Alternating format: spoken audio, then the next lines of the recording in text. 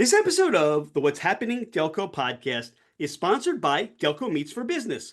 Check us out on Meetup at Delco Meets, the number 4 business, and attend one of our incredible networking events.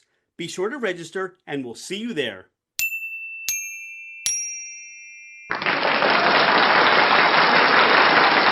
What's happening, Delco? I'm Rich Shane, and welcome to the What's Happening Delco podcast. Today I'm joined by Hilary Greenhalgh of Proper House Design. Hilary, welcome to the podcast. Thank you for having me. Hilary, what is Proper House Design?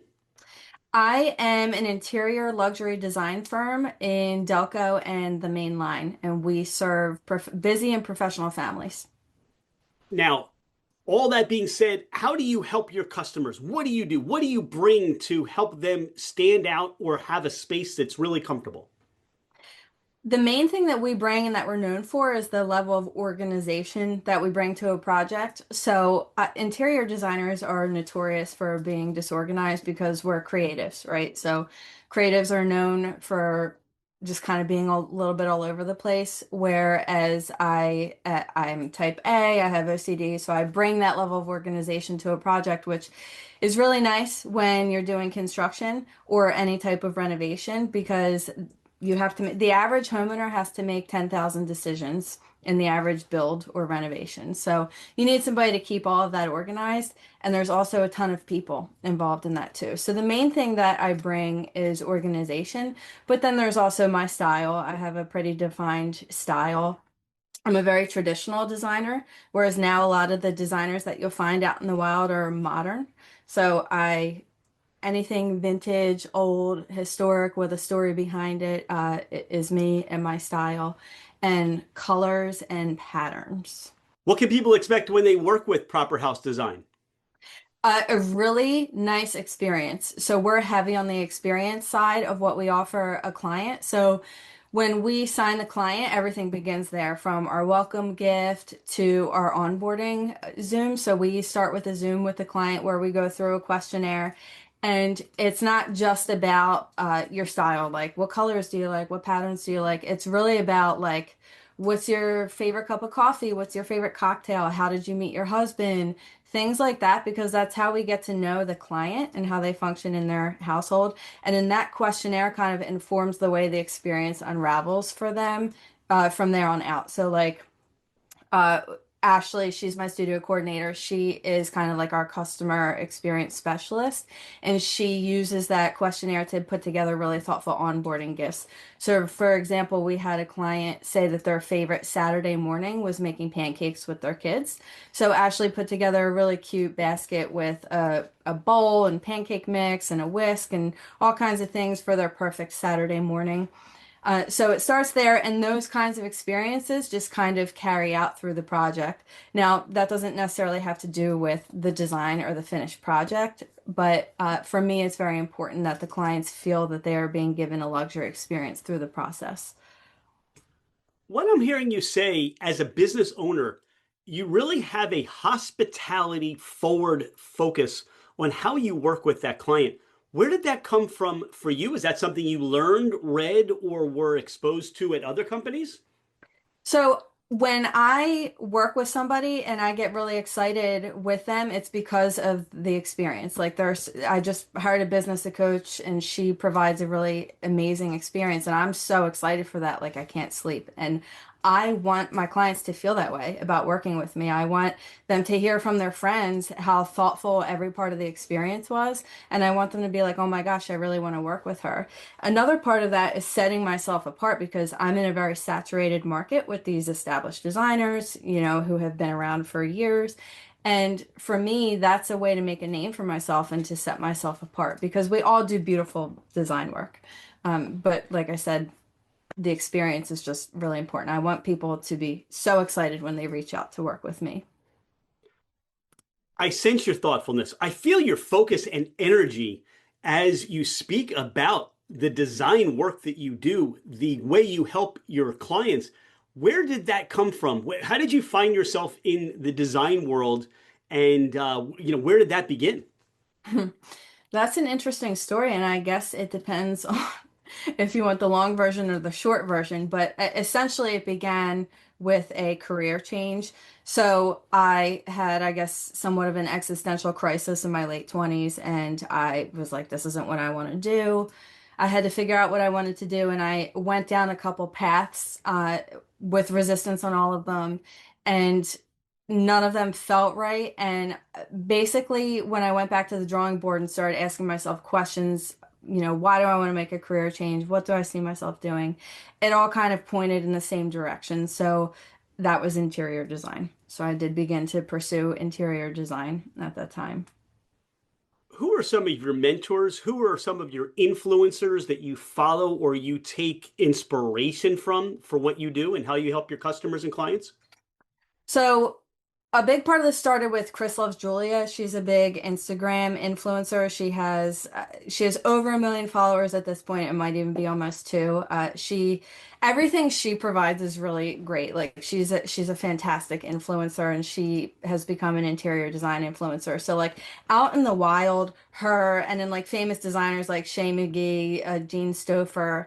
Katie Rosenfeld is one of my favorite interior designers. She's out of the New England area, and I've gotten to meet her a couple times, and it's funny because she's like become somewhat famous in the interior design world, but she's super modest and she's like uncomfortable with the fact that people know who she is. So anytime I've approached her and had conversations about how much I admire her, she's always like, "That's so weird to me. I don't get that." So like her design style is just everything that I aspire to be. But then on a smaller, more personal level, I have a friend, Crystal. She owns an interior design studio out of Westchester, and she's more established. She's been on the path for a little bit longer, and she has really coached me and mentored me to where I am now, just out of the goodness of her heart.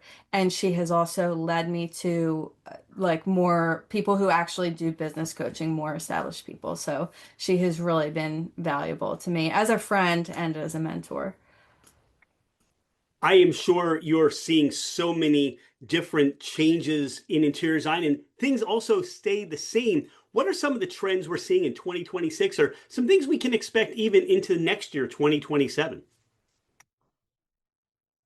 Let me think about that for a second. So in the fall, one of the biggest colors was like a deep red burgundy. Just about every single showroom that I walked into, High Point Market they have it's a place in North Carolina. They have two markets, fall market and spring market, and tens of thousands of interior designers go there, and it's how we preview the fall collection, the spring collection. So it shows us what's trending.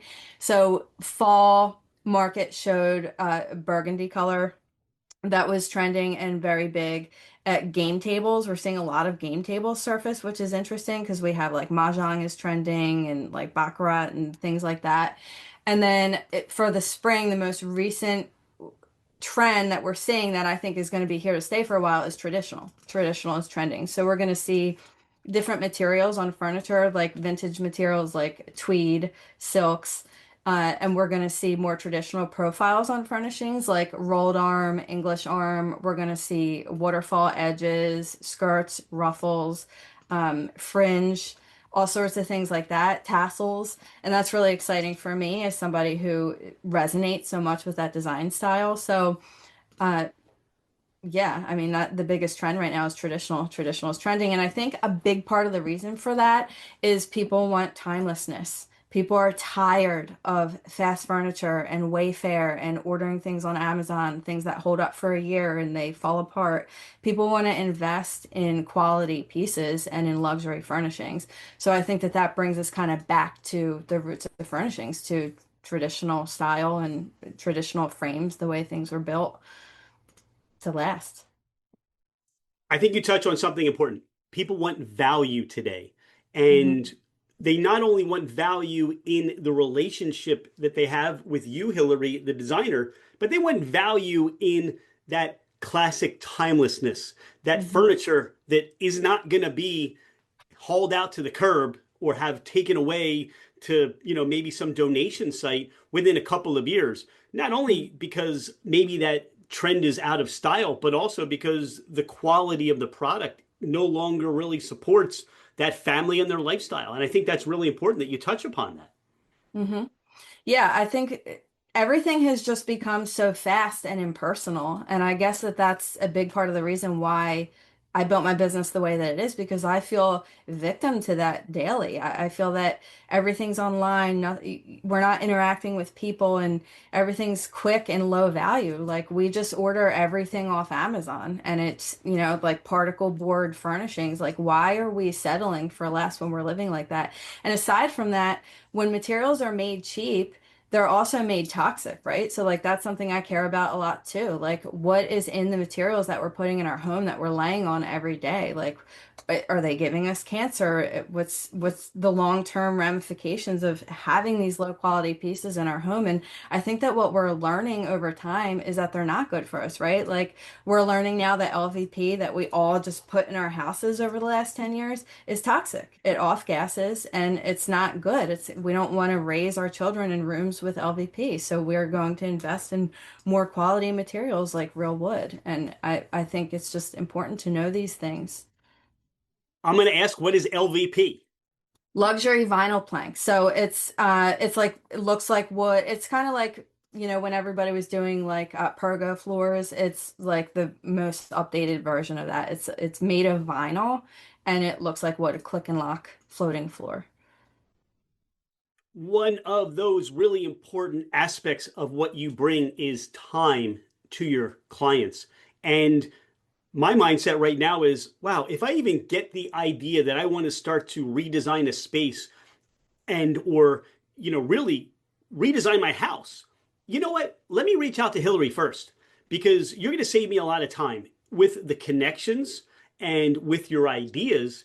Instead of just walking into a random furniture showroom, you've listened to me, you've formulated a plan, you've helped me get an idea of what this is going to look like, and you're saving me a bunch of time. That's true. So my ideal client, I always say their biggest scarcity is time. It Yeah, is time it's consuming to plan a renovation, to select your furnishings, to imagine how they're all going to look together. A big part of the reason why my job exists is because a lot of people aren't visual. And usually the clients that I have are not visual. And that's why they brought me on to help them. So we provide visuals and we provide the entire plan, and everything is layered so that it's organized and it comes together perfectly so that when we go to execute the plan, everything comes together perfectly. It's not the same as, like you said, just walking into a furniture store. Not only that, when you are selecting your furnishings, a lot of times that is the biggest investment you're going to make aside from your home itself, right? Especially if you're investing with somebody like me, a luxury interior designer, where every piece is custom, right? So why wouldn't you want somebody next to you who is armed with all the knowledge? Like I just said, I'm next to my clients and they have little kids, right? Some of them. And I'm whispering in their ear like, that material is toxic. You may not want to put that on your sofa. We want to raise our kids in healthy environments. So, our listeners are saying, you know what, this is exactly Hillary. Where have you been all my life? I've been looking for somebody that can help me with those 10,000 decisions, save time. How do people contact you? so the best way to contact me to start a project is to go to my website and fill out my inquiry form. And my website is properhousedesign.com/inquiry. That's how you can get to my inquiry form. You can also click on it right from my homepage. And then also on Instagram. So I'm Proper House with a period before the E in house on Instagram. You're out and about and you're going to one of your custom showrooms or helping a client pick out some furniture or materials, and you have a cheesesteak craving. Where are you going for your cheesesteak? I'm gonna say Tony Luke's. So let me just preface this with I don't eat meat. But my husband, he would say Tony Luke's. He's not a Geno's or a Pat's guy. Good. I like him already. Hmm. Now, you've satisfied your husband's cheesesteak craving and you're looking for a pizza. Where are you going for your pizza, Hillary? Oh, so my husband, he would say Tom's Pizza in Aston. I think I might say Double Deckers. Taff, taff. Taff, taff. Taff, taff. Taff treats. Get some. This portion of the What's Happening Delco podcast is brought to us by Taft Treats. That's TAFF treats.com, and they make the most amazing freeze-dried delicacies you're ever going to have. One of my favorites is their s'mores. Check them out on the website and find out where you can get those directly or have them shipped to you. And they're doing this soft serve ice cream cart now. So you can do that for families. You can do that for your business. You could do that for maybe developing an opportunity where you're doing fundraisers. All those things Taft Treats can help you with. And what they want to know, Hilary, is what do you like on your pizza? I like it plain. Just plain. Yep, a plain, well done pizza, crispy on the bottom. All right, I'm just going to say this. I was expecting textures and colors and the whole cacophony of toppings. Nope, just a good old plain pizza. You know why? Because you can eat more of it when there's less on it. You're out and about and you have a convenience store need. Where are you stopping? Sheetz, Wawa, or Oh, Royal Wawa. Farms? 100% Wawa. Hilary, how do you describe Delco to someone who's never been here or has not heard of Delco before? There's a lot of different ways you can describe it. Delco is really special because it is filled with people who have each other's backs. Like it's like this weird little microcosm of people that all kind of belong to each other. Like let's say you're on a plane to California and somebody next to you is from Delco. They're instantly going to be your best friend. Or you're in another country and you see someone wearing like a Philly shirt or, an Eagle shirt, you're going to come up to them and you're going to start talking to them and they're going to be your best friend. I guess I would end my description of people of Delco like a tight-knit group of people that also you will run into anywhere in the world that you go. You're never going to go anywhere in your life and get away from Delco. Yeah, friends or family coming in from out of town and you want to give them to or take them to that Delco experience. Where are you sending them or where are you taking them? Well, media. I think I would start with media, like walking State Street in media, eating absolutely anywhere in media. I like Spazzo's. That's somewhere my husband and I always go for our anniversary. And then Ariano is really good too. I don't know if you've ever had the pizza bowl filled with mussels, a bowl made of pizza dough and they fill it with mussels. They're like famous for that. They were on some TV show for that. So media is always like a really good place to start. Um, maybe Ridley. Like I feel like Ridley is also kind of like the heart of Delco. Again, double deckers. You're gonna have an inside out pizza. That's definitely a Delco experience. And then probably La Spadas for a cheesesteak. If you're gonna be in Delco, if we're gonna go out, then Tony Luke's, like I said. Tony Luke's is getting some love today, and it sounds like we're going to have an amazing gastronomic tour, and our bellies will be full. We're going to come back, and we're just going to relax in the well-designed, well-appointed space that you have there. Hilary, thanks so much for being a friend of What's Happening Delco. Grateful for your time today. Look, you're saving time for people, and you're creating spaces that are timeless, spaces that people can be proud of and feel comfortable in and just love their home. Thank you for doing that. We look forward to see you out and about and can't wait to see your next design on your social media and how you're helping your clients. Thank you so much for having me. It was really fun. The Taft Treats jingle was written, directed, and recorded by Vincent James of Keep Music Alive. Visit keepmusicalive.org to check out their mission, their events, and how you can get involved. Hey, it's Rich. Thank you so much for being a listener to the What's Happening Delco podcast. I appreciate you taking the time out of your day to learn more about the people and businesses in our community. I've been a real estate agent for over 25 years working with first-time home buyers to last-time home sellers. As a listener of the podcast, my gift to you is a complimentary 1-year American Home Shield home warranty.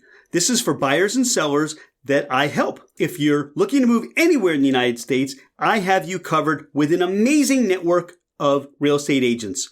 I look forward to hearing from you.